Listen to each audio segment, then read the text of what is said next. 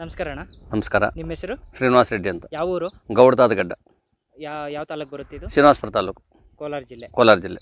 ಅಣ್ಣ, ಇಲ್ಲಿ ಈ ಏರಿಯಾದಲ್ಲಿ ಟೊಮೊಟೊ ಏನೇನು ರೋಗ ಬರ್ತವೆ, ಏನೇನು ಪ್ರಾಬ್ಲಮ್ ಇದೆ ನಿಮಗೆ?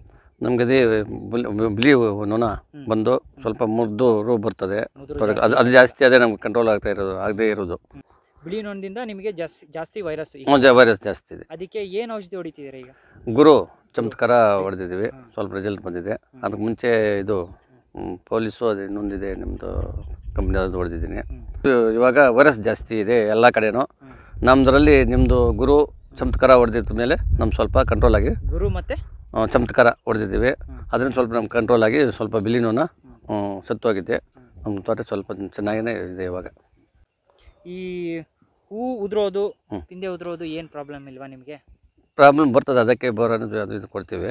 ನಿಮ್ಮದು ಇದು ಹೊಡೆದಿದ್ದೀವಲ್ಲ ಚಮತ್ಕಾರ, ಅದರಿಂದ ಹೂ ಸ್ವಲ್ಪ ತೋಟ ಗ್ರೀನ್ಸು ಚೆನ್ನಾಗಿ ಬರ್ತಾಯಿದೆ, ಕೊಡಿನೂ ಚೆನ್ನಾಗಿ ಬರ್ತಾಯಿದೆ. ಅದರಿಂದ ನಮಗೆ ಚೆನ್ನಾಗಿದೆ ತೋಟ.